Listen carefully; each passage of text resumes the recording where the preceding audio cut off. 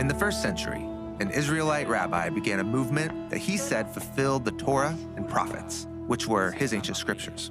Jesus of Nazareth announced this movement among the powerless, the sick, and the poor who hungered for a world set right.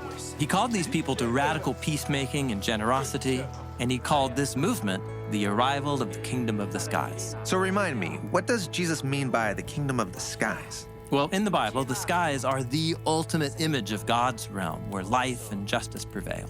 And so heaven arriving on earth means God's goodness, overcoming death and violence here on the land. In fact, the biblical story begins with this kind of heaven on earth place. Oh yeah, the Garden of Eden. Yes, walking with God in the garden, sustained by his love, building a home together.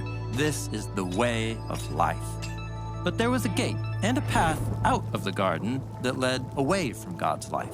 Why would anyone ever choose that path? Well, a deceptive creature appeared in the garden who told the humans that God couldn't be trusted and that the good life could also be found by taking this easier way.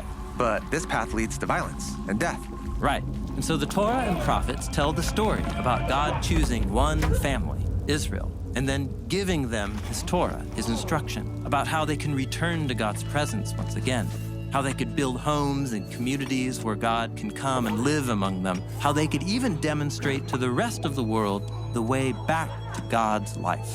But even with God's instruction, Israel was also deceived, and they took another path. Yeah, they were deceived by their own prophets and leaders who claimed to speak on God's behalf. The prophet Ezekiel called them wolves, people who not only take the wrong path themselves, they get others to follow them. Okay, but now Jesus is claiming that God's kingdom has arrived with him. Right. Jesus is creating a new group of Israelites who will take the right path. They'll reject deceivers and build something that lasts if they accept this calling. And so, in this closing section of the Sermon on the Mount, Jesus presents a choice. Enter through the narrow gate, because wide is the gate and broad is the road that leads to ruin, and those who enter through it are many. How narrow is the gate, and how constricted is the road that leads to life, and those who find it are few. Jesus wants to be clear. The path to life is not easy. It can feel confining at times, and you're likely to face difficult trials, but in reality, it is the way to true freedom. So there'll be people who'll try to lead you off the path of life? Yes, or as Jesus continues, watch out for illegitimate prophets who come to you in the clothing of sheep, but inside they are wolves who snatch. Okay, but if they're disguised, how can I recognize them as wolves? Well, pay attention, Jesus says, to how they live, whether their choices produce life and flourishing for themselves or other people or not. By their fruits, you will recognize them. Fruit meaning the outcome of someone's decisions, their way of life? Right. If you're the kind of person whose actions produce diseased fruit, you won't last in God's new reality.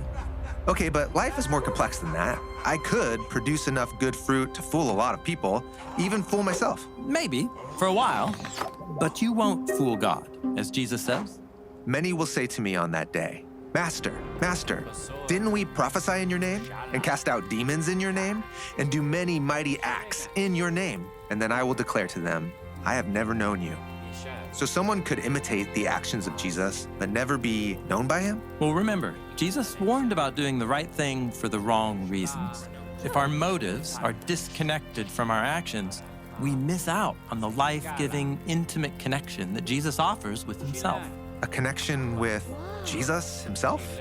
Jesus isn't just presenting a choice about our behavior. The choice is about how we respond to him. Will we let him transform our ways to be more and more aligned with God's ways? Or, as he puts it next, where are we going to build our house? On the sand or on the rock? Well, that's a memorable image, but kind of random. Not really. In the Hebrew scriptures, the house of God is the most common phrase to describe God's temple, up on the rocky hill of Jerusalem. It's an image of how God's followers can build a community where God's heavenly presence can reside here on earth, just like the Garden of Eden. So then, everyone who hears these words of mine and does them, they will be like a wise man who built his house on the rock.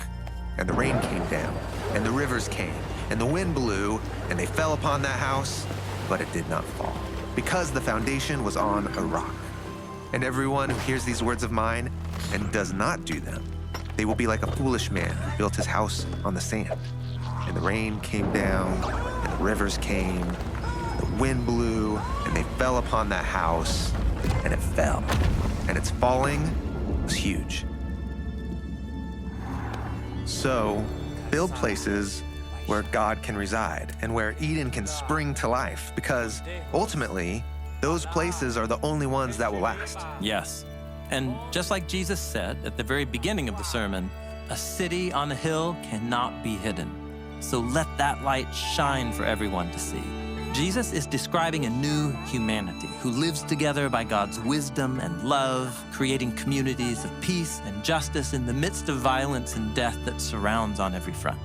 In all the teachings of the Sermon on the Mount, Jesus has given us a bold vision for what this can look like. And through the rest of his own life, Jesus lived out that vision, and he offered his followers the choice to do the same. And now, that choice is ours.